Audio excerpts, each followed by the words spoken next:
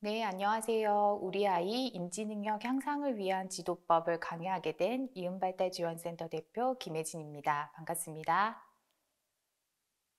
저는 이음발달지원센터 대표로 있는 김혜진입니다. 이음발달지원센터의 설립 이념은 바로 사회적 가치 실현인데요. 조금은 느리지만 틀리지 않는 모두가 함께 잘 사는 세상을 경영을 통해서 함께 구현해 가고 있습니다. 저는 언어재활사로서 장애 친구들을 10년 이상을 만났었는데요. 그러다 보니 장애에 속하지 않은 하지만 도움이 필요한 경계선 지능이 있다는 사실을 알게 되었습니다. 저는 경계선 지능인을 양육하고 계시는 부모님과 또 장애 아이들을 양육하고 계시는 부모님, 그리고 학교 현장, 그리고 복지 현장에 계시는 선생님들을 함께 만나고 또 오늘과 같이 이야기를 나누는 일들을 하고 있는데요. 오늘은 우리 양육자분들과 함께 우리 아이의 인지능력 향상을 위한 이야기를 함께 나누어 보고자 합니다. 목차를 보시면요. 첫 번째로는 인지기능이란 무엇인가에 대한 이야기를 나눌 것이고요. 인지기능에 속하는 여러 가지 하위 항목들을 함께 살펴볼 예정입니다. 이러한 하위 항목들을 통하여서 우리 가정에서 우리 아이의 인지 능력을 어떻게 향상시킬 수 있는지에 대한 이야기들을 함께 나누어 보도록 하겠습니다. 이야기를 나누기에 앞서서 오늘 이 강의는 우리 아이의 어떤 특정한 장애나 또는 그 장애의 어떤 정도에 따라서 어머니들께서 각자 적용해야 하는 부분들은 좀 다르실 수 있을 것 같습니다. 그러니 오늘 강의를 통해서 어머니들께서 우리 아이에게 어떠한 점을 적용할 수 있을지에 대해서는 추후에 한번 고민해 보셔도 좋을 것 같습니다. 먼저 인지기능이란 무엇인지 우리 같이 나누어 보면 좋을 것 같은데요. 단순히 공부를 잘한다, 머리가 똑똑하다라는 개념의 인지기능이 아닙니다.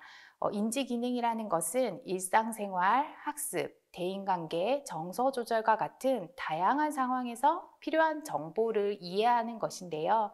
우리 아이들이 자신에게 있는 기억과 기억을 연결하고 또 필요한 문제를 인식하고 거기에 따른 해결책을 만들어내는 총체적인 인간의 능력이라고 할 수 있습니다. 다시 말해서 우리 아이의 삶에 굉장히 중요한 요소라는 것인데요. 화면에 보시면 전체 IQ, 그러니까 FSIQ라는 부분이 나옵니다. 우리 아이가 장애 등록을 할 때에 그것을 위해서 했던 검사들이 기억나시죠? 우리나라에서는 웩슬러 지능 검사를 많이 사용하고 있는데요.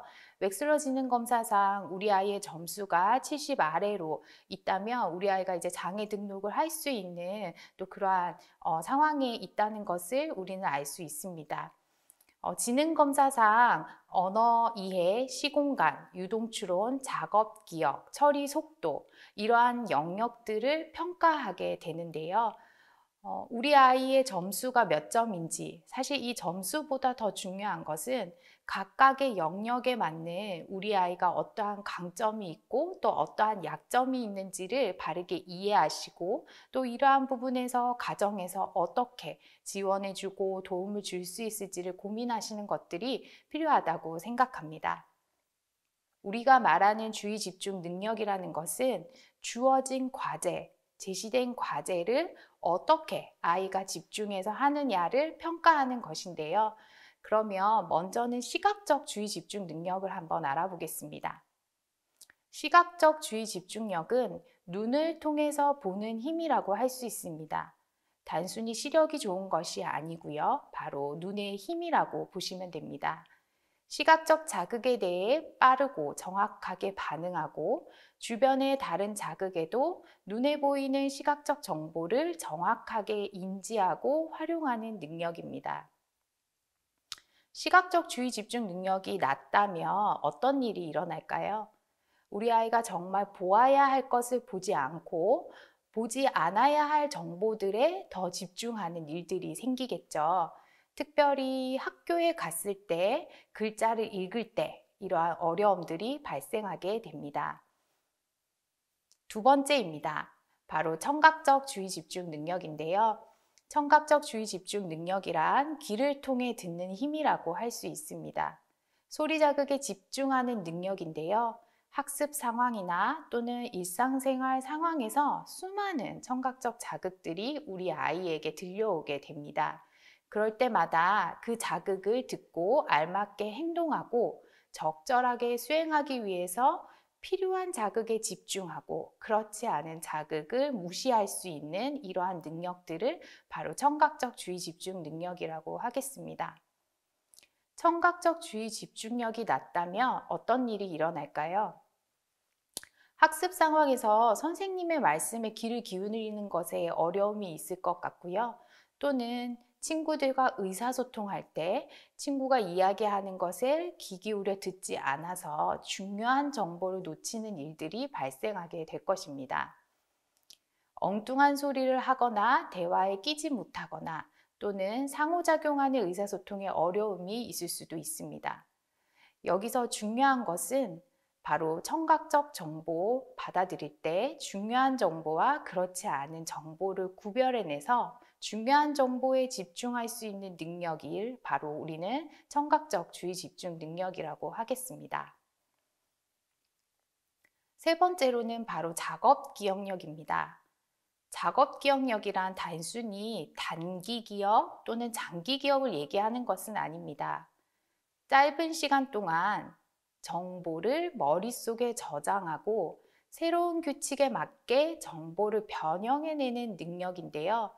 그래서 우리가 워킹 메모리라고도 작업 기억을 부르기도 합니다. 시각과 청각으로 정보가 들어왔을 때 우리가 갖고 있는 배경 지식을 통해서 우리 머릿속에서는 작업이 일어납니다. 워킹이 일어납니다. 이 작업을 통해서 문제를 해결해내는 능력을 바로 작업 기억력이라고 말합니다. 작업 기억력은 복잡한 정보를 처리해내는데 필요한 인지적 과정에 대해서 순서를 계획하고 처리하는 기능인데요. 이 작업 기억이 낮으면 학습 상황에서 배운 내용을 기억하거나 또는 그것을 활용해서 문제를 푸는 것에 어려움이 있습니다. 또한 새로운 규칙이 제시되었을 때 이것에 대해서 다각적으로 생각하거나 시뮬레이션 하는 것들이 어렵습니다. 이 작업 기억 능력의 발달은 학령기 아동 청소년에게 매우 중요한 인지적인 처리 과정이고요. 훈련을 통해서 향상될 수 있다라고 이야기하고 있습니다. 다음으로는 정보 처리 속도입니다. 정보 처리 속도는 주어진 과제를 빨리빨리 정확하게 해내는 능력을 말합니다. 우리 두뇌에서 정보를 처리하는 속도는 지각 변별, 정신 운동 속도, 그리고 주의 집중 능력, 시각 운동 협응 능력, 인지적 유연성 등과 같이 다양한 인지 기능들과 관련이 높습니다. 빠른 정보 처리는 일 처리의 효율성과도 굉장히 연결이 되는데요. 정보 처리 속도는 두뇌에서 얼마나 빨리 효과적으로 반응하고 기억하고 조작하는지를 결정합니다. 우리가 이 정보 처리 속도가 낮다면 일을 할 때 또는 우리 아이들이 일상생활에서 과제를 수행할 때 실수를 많이 한다거나 또는 너무 느리게 아이가 일을 한다거나 하는 일들이 일어납니다. 그래서 부정적인 피드백을 주로 받게 되고 그로 인해 인지적인 긴장으로 인해서 100% 자신의 능력을 발휘하지 못하거나 또는 그로 인해 쉽게 포기하는 경우들이 주로 발생하게 됩니다. 다음으로는 유동추론입니다. 유동추론은 문제 해결 상황에서 논리적으로 추론할 수 있는 능력을 뜻합니다. 이때 문제 해결 상황이라는 것은 어떤 것일까요? 바로 이전에 어떠한 것으로 경험하지 못했던 새로운 문제 상황을 이야기합니다. 그러니까 이 상황에서 논리적인 과정을 통해서 규칙을 발견해내는 능력인데요. 동그라미, 세모, 네모 동그라미, 세모, 그 다음은 뭐가 오지? 라고 했을 때 아이가 그 다음에 네모라고 이야기할 수 있는 것이 바로 유동 추론이 되겠습니다. 특히 수학에서 어려움을 많이 호소하는데요. 일상생활 속에 상황을 잘 분석하고 유연하게 대처하는 것이 어려울 수 있습니다. 우리가 이 유동 추론을 이야기할 때 전문가들은 타고난 것이라고 많이 이야기를 합니다. 하지만 이 유동 추론 능력을 향상시킬 수 없다라고 단정할 수는 없는데요. 왜냐하면 유동 추론 능력은 유아기에서부터 아동기까지 급속하게 발달하고요. 청소년기까지도 서서히 아이들이 발달하기 때문입니다. 그런 점에서 훈련을 통해서 이 유동 추론 능력은 향상될 수도 있다는 이야기입니다. 네, 다음은 언어 활성화 능력입니다. 언어 활성화 능력은 언어가 사고가 진행될 때 인지적인 능력에서 기본적인 수단이 되고 기초 인지 능력이라고 우리가 이야기할 수 있습니다. 특히 아동 청소년기에 언어 발달이 급속도로 발달하는 시기인데요. 이때는 상위 언어 인식의 증가와 어휘 능력의 속도가 급속도로 이루어집니다. 한글을 해독하고 글을 읽고 또 그 뜻을 이해하고 자신의 생각을 말로, 글로 표현하는 이 모든 활동들이 바로 언어 활성화 능력에 포함됩니다. 우리가 인지를 이야기할 때 언어를 떼고는 이야기할 수가 없습니다. 이 언어 활성화 능력이 낮으면 우리 아이는 자신의 생각을 표현하는 것에 어려움이 있을 수 있고요. 또 누군가의 이야기를 듣고 이해하는 것에도 어려움이 있을 수 있습니다. 아이가 학교를 들어가기 시작했다면 이 언어 활성화 능력을 향상할 수 있는 다양한 전문적인 교육이 필요합니다. 이렇게 인지 능력에 대한 이야기들을 좀 해보았는데요. 이제는 우리가 그러면 우리 아이의 이러한 인지 능력을 어떻게 향상할 수 있을지에 대한 이야기를 나눠보도록 하겠습니다. 첫 번째로는 보는 힘을 길러주는 것인데요. 숨은 그림 찾기나 틀린 그림 찾기, 아이들이 많이 할 수 있는 아주 쉬운 활동입니다. 하지만 아이의 난이도에 맞게 우리가 그림을 잘 선택한다면 아이가 찾아야 될 그림과 그리고 찾지 않아야 될 그림을 구별해내고 찾아야 될 시각적 자극에 집중할 수 있는 시각적 주의 집중 능력을 향상할 수 있는 좋은 활동이라고 하겠습니다. 그리고 현재 내가 있는 주변을 잘 관찰하는 것도 중요한 보는 힘 기르기에 대한 활동이라 할 수 있겠습니다. 계절이 변할 때마다 부모님과 함께 그 계절의 변화를 눈으로 보고 아이와 이야기를 나눠보시기 바랍니다. 이러한 활동을 통해서 아이는 무엇을 집중해서 보아야 하는지를 배울 수 있고요. 그것을 통해서 언어로서 표현해내는 학습들을 할 수 있습니다. 아이와 함께 다른 사람이 설명하는 것을 찾아내는 활동들도 할 수 있습니다. 집에 다양한 그림책이 있으실 텐데요. 아이가 좋아하는 그림책 한 권을 꺼내 보십시오. 그림책을 펴고 엄마가 아빠가 설명하는 것을 잘 듣고 그것이 무엇인지 어떤 그림인지를 아이가 찾아내는 연습들을 할 수 있습니다. 이것을 통해서 아이는 중요한 자극과 그렇지 않은 자극을 구별해내는 바로 보는 힘을 기를 수 있을 것입니다. 종이접기도 굉장히 좋은 보는 힘을 기르는 활동입니다. 쉬운 종이접기부터 어려운 종이접기까지 아이 앞에서 부모님이 시범을 보여주시고 그것을 아이가 집중해서 보고 따라할 수 있는 훈련들을 제공해 주시면 좋겠습니다. 지금 앞에 보시는 그림들은 저희가 이제 만들어서 아이들과 함께 학습하고 있는 교재인데요. 보는 힘을 길러주는 활동들이 있습니다.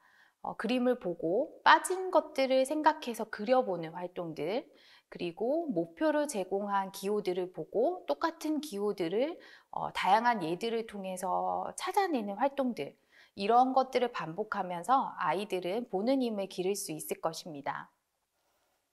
두 번째로는 듣는 힘 기르기입니다. 여러 가지 단어를 듣고 똑같이 말하는 연습들도 듣는 힘을 기르는데 굉장히 좋은 활동입니다. 예를 들어서 아이와 같이 식사를 하는 상황에서도요, 오늘 엄마가 점심때 먹었던 반찬을 아이에게 나열해서 이야기해 줄 수 있습니다. 예를 들어서 오늘 엄마는 점심때 삼계탕과 깍두기와 부추를 먹었어. 방금 엄마가 점심때 어떤 거 먹었다 그랬지? 이렇게 물어보는 겁니다. 그러면 아이가 이 세 가지를 기억하고 그대로 이야기해 볼 수 있겠죠. 반대로 또 아이가 오늘 점심때 먹었던 메뉴를 이야기하고 또 그것을 부모님이 듣고 기억해서 말을 한다거나 이런 식으로 듣는 힘을 기르는 활동들을 가정에서 하실 수가 있습니다. 또 이야기를 듣고 질문에 대답하는 활동들도 있고요. 아이가 좋아하는 노래 가사가 있다면 그 가사에 특정한 단어가 몇 번 나오는지 아이가 찾아본다거나 그 단어가 나올 때 박수를 쳐본다거나 할 수 있겠습니다. 예를 들어서 아이가 곰새마리 노래를 좋아한다라고 하면 그 노래 안에 부르면서 곰이 몇 번 나오는지 우리 한번 세어보자 또는 박수를 쳐보자. 이러한 활동들을 통해서 아이는 듣는 힘을 기를 수 있을 것입니다. 이때 청각적 주의 집중 훈련 시에 작업 기억력과 처리 속도도 함께 향상할 수 있도록 하는 프로그램을 계획하시는 것도 굉장히 중요한 팁이 되겠습니다. 지금 앞에 보시는 그림들은 역시나 저희가 교재로 활용하고 있는 그림들인데요. 아이들이 직접 그린 그림입니다. 그래서 저희가 이것으로 이제 교재에 활용하고 있는데 여러 아이들이 나와 있는 그림을 보고 부모님이 한 사람을 마음에서 찝어서 설명을 하는 겁니다. 그럼 아이는 그것을 듣고 어떠한 사람을 얘기하는지 맞추는 이런 활동들입니다. 예를 들어서 이 아이는 노란색 옷을 입고 있어 라고 이야기하는 겁니다. 그럼 이제 벌써 이제 우리 아이들은 제일 앞에 있는 드럼 치고 있는 아이를 막 이렇게 가리킵니다. 노란색이라는 말만 들어서. 사실 노란색 옷을 입고 있다라고 이야기를 했잖아요. 그러면 이제 노란색 옷을 입고 있는 친구들이 몇 명이 있는데 그 중에서 또 이 아이는 갈색 머리를 하고 있어 라고 하는 겁니다. 그럼 아이가 이제 청각적으로 제시되어 있는 자극을 통해서 자기가 가지고 있는 배경 지식을 활용하고 또 시각적인 자료들을 해석하면서 적절한 정답을 찾아내는 이런 활동들을 할 수 있습니다. 또 옆에 있는 것을 보시면요. 들려주는 단어를 듣고 거꾸로 말해보는 활동들입니다. 예를 들어서 엄마가 지금부터 단어를 들려줄 텐데 잘 듣고 거꾸로 한번 이야기해봐 라고 이야기를 합니다. 그래서 고양이라고 하면 아이가 이양고라고 하거나 소방차라고 하면 차방소라고 이야기를 합니다. 근데 이때요, 난이도 조절이 굉장히 중요합니다. 우리 아이의 청각적 주의 집중력과 작업 기억력의 어떠한 발달이 좀 낮다라고 하신다면 두 글자부터 시작하셔도 되겠죠.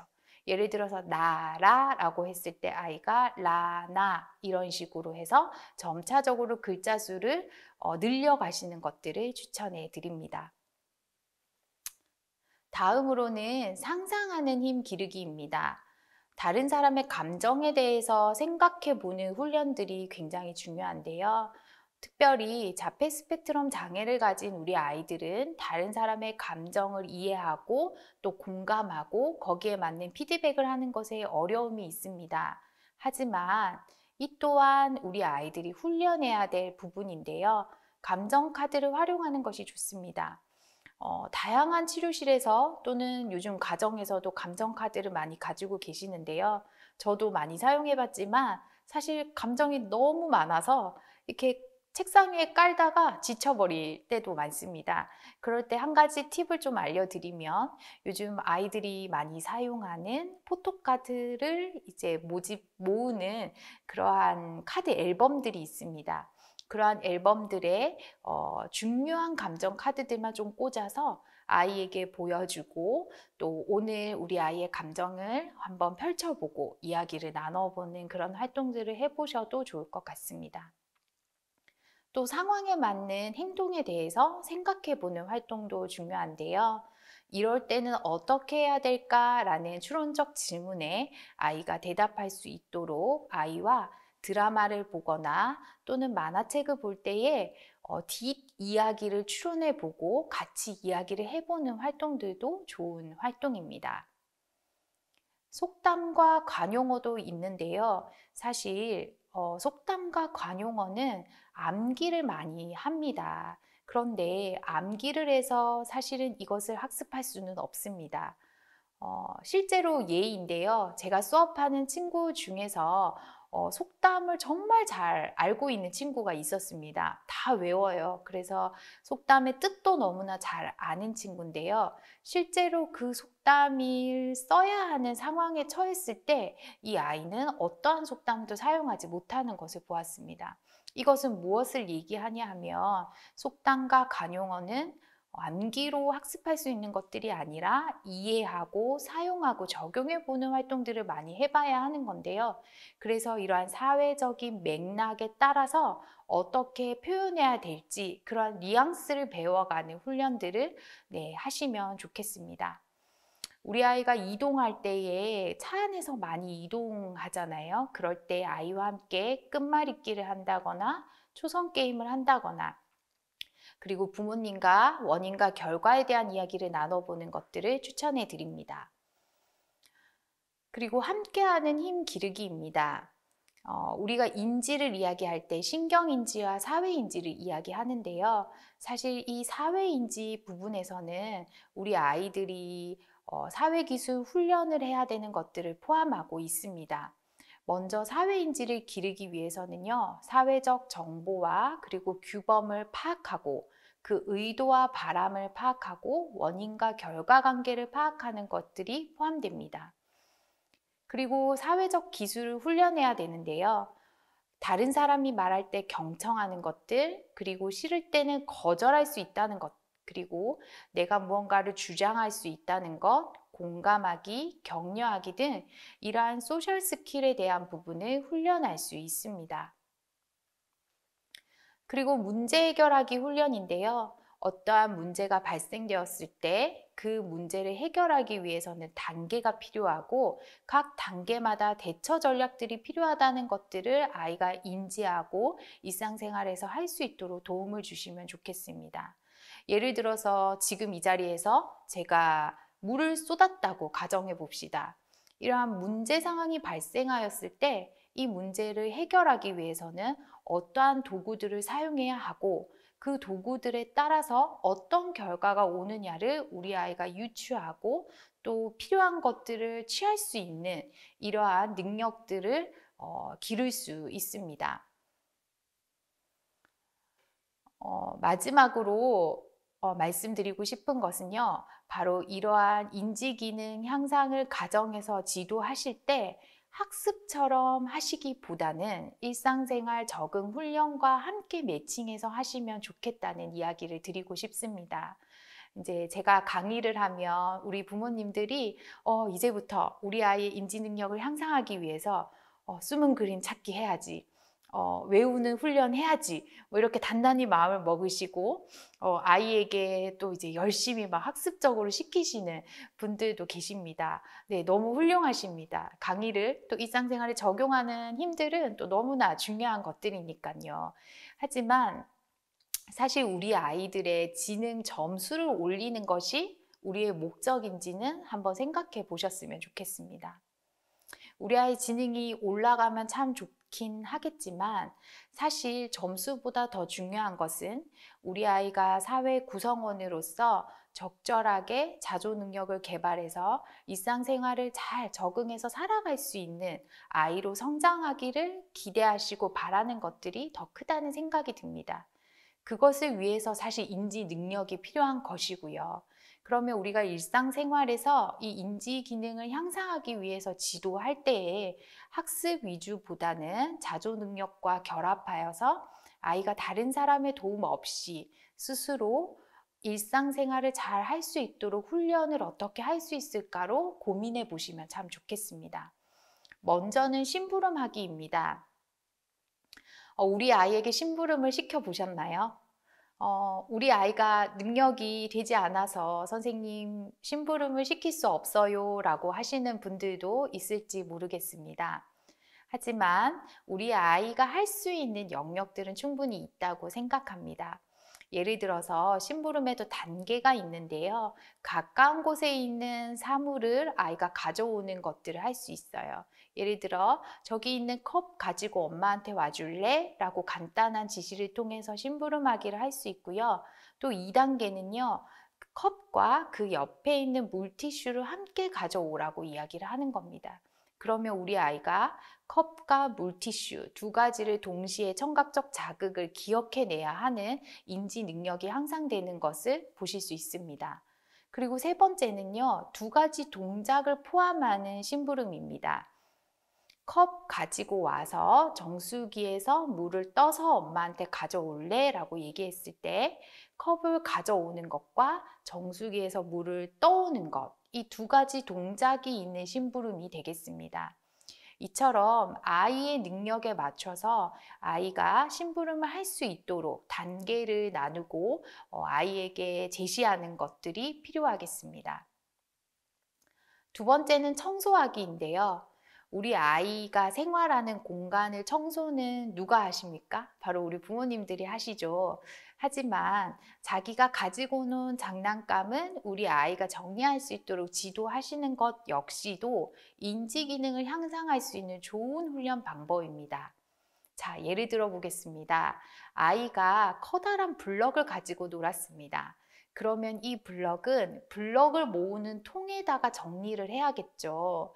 그리고 우리 아이가 가위로 종이를 자르거나 그림을 그리는 놀이를 했습니다. 자, 그러면 이때 그림을 그린 종이와 가위로 오린 이 종이는 어떻게 해야 될까요? 그쵸? 쓰레기통에 버려야 되죠. 그러니까 놀잇감에 따라서 어떻게 어디에 정리해야 될지는 다른 것이죠. 그러면 우리 아이는 이러한 활동을 통해서 유동추론 능력, 작업 기억 능력이 발달하게 됩니다. 그리고 언어 능력 또한 향상하게 되는데요. 각각의 대상에 따라서 유목화하여서 분류하고 또 어떻게 내가 이러한 문제를 해결해야 될지를 생각하는 능력들이 발달하게 됩니다. 그래서 작지만 아이가 할 수 있는 작은 청소하기를 한번 정리하기를 시켜보시는 것도 좋은 방법이 되겠습니다. 그리고 세 번째는 씻기인데요. 사실 우리 아이들이 자신의 몸을 깨끗하게 씻는 것이 쉽지는 않습니다. 그래서 우리 부모님들이 해주시는 것이 오히려 더 빠르고 더 깨끗하죠. 하지만 우리 아이가 분명히 할 수 있는 영역들은 있을 겁니다. 그러한 영역들을 찾아서 아이가 스스로 할 수 있는 기회를 주시면 참 좋겠습니다. 이것이 왜 인지 능력 향상과 연결이 되어지냐 하면요. 우리가 무엇을 계획하고 처리할 때 단계가 있습니다. 예를 들어서 샤워를 한다고 생각하면 먼저 옷을 벗고 다음에 물로 몸을 적시고 거품을 내어서 몸을 닦고 그리고 다시 헹구고 머리를 감고 뭐 이러한 단계들이 있죠. 이러한 단계들 속에서 우리 아이가 할 수 있는 어떠한 단계가 있다면 그 단계 안에서 아이가 할 수 있도록 도움을 주실 수 있고요. 또한 그 작은 단계 안에서도 또 단계를 나눌 수도 있습니다. 머리 감기에서도 머리에 물을 적시고 샴푸를 비비고 다음 물로 헹구고 이러한 활동들을 나눌 수 있겠는데요. 우리 아이가 여기서 무엇을 할 수 있을까요? 샴푸를 손에 묻히는 행동 또는 이것을 머리에 비비는 것까지 할 수 있다 하면 아이가 할 수 있도록 기회를 주시는 것입니다. 자, 그러면 엄마 아빠가 다 해주는 아이와 작지만 스스로 할 수 있도록 기회를 주는 것 중에서 우리 아이가 인지적으로 자극을 받고 인지적으로 향상할 수 있는 것들은 분명히 다르다는 생각이 듭니다. 네 번째로는 학교 준비물 챙기기인데요. 우리 아이가 학교에서 받아오는 여러 가지 유인물과 또는 알림장들이 있을 수 있습니다. 특별히 특수학교를 다니는 아이들의 경우에는요, 부모님과 선생님, 그리고 두 분이서 의사소통을 하시는 경우도 많고, 또 가방 안에 챙겨지는 유인물들도 있을 수 있는데요. 아이가 하나하나 부모님께 가져다 드리고 또는 소통하는 것이 어렵습니다. 그럴 때는 학교를 다녀오고 나서 가방을 들고 엄마에게 가져다 주는 이 작은 행위로부터 시작하는 것도 좋은 방법입니다. 그럼 우리 아이가 무엇을 배우냐 하면 내가 해야 하는 것들이 무엇인지를 배우게 되고 그것을 기억하고 수행하는 능력들이 개발되어지는 것입니다. 그리고 규칙 따르기인데요. 가정에서 주어진 규칙이 있고 또 학교에서 정해진 규칙이 있습니다. 이러한 규칙들을 아이가 기억하고 그 규칙을 따르기 위해서 자신을 조절해내는 훈련들을 해가는 것이 바로 인지기능 향상에도 도움이 된다고 할 수 있겠습니다. 예를 들어서 밥을 먹을 때 흘리지 않고 밥을 먹는다든지 아니면 영상을 보지 않고 밥을 먹는다든지 이런 가족이 지켜야 되는 규칙들이 있습니다. 우리 아이가 할 수 있는 규칙들을 제시해 주시고요. 그 규칙을 따를 수 있도록 부모님들이 지도해 주신다면 아이의 조절 능력을 기르는 데 도움이 될 것입니다. 마지막으로는 돌보기입니다. 형제 자매가 있는 아이들의 인지 능력이 좋다는 이야기들이 있습니다. 예전에는 마지가 동생들을 돌보기도 하고 밥도 먹이고 옷도 입히고 씻기기도 하고 이렇게 했었는데요. 사실은 동생을 돌보려면 많은 인지 기능이 필요합니다. 나는 힘이 센데 동생은 힘이 약하잖아요. 그러면 동생을 돌볼 때 나의 힘을 어떻게 해야 되죠? 조절해 내야 됩니다. 그리고 언어를 사용할 때도 동생이 이해할 수 있는 언어를 사용한다거나 또는 동생이 좋아하는 것이 무엇일까 하고 추론하면서 동생이 좋아할 만한 장난감을 가져다 준다거나 이러한 모든 활동들이 바로 인지 기능에 대한 부분입니다. 또는 반려동물과 반려식물을 길러보는 것도 좋은 방법입니다. 강아지를 키우거나 고양이를 돌보거나 또는 우리 집에 화분이 있는데 그 화분에 물을 주는 이러한 작은 행동들을 우리 아이들이 함으로써 나와 다른 대상이 어떠한 대상인지를 인식하고 무엇이 필요한지를 유추해보는 활동들을 할 수 있을 것입니다. 네, 오늘 이렇게 우리 양육자분들과 함께 우리 아이의 인지 기능을 향상하기 위한 다양한 이야기들을 나눠 보았는데요. 서론에서도 말씀드렸지만 사실은 인지 기능, 인지 능력 이것을 점수화하여서 우리 아이의 등급을 매기는 것으로 활용하지 않았으면 좋겠습니다. 우리가 하는 목표는 우리 아이의 일상생활 사회 적응입니다. 인지기능 향상을 통해서 우리 아이가 좀 더 사회에 잘 적응하고 또는 가정과 학교에서 편안한 생활을 할 수 있도록 가정에서 적극적으로 훈련에 참여해 주셨으면 좋겠습니다. 네, 이상으로 강의를 마치겠습니다. 감사합니다.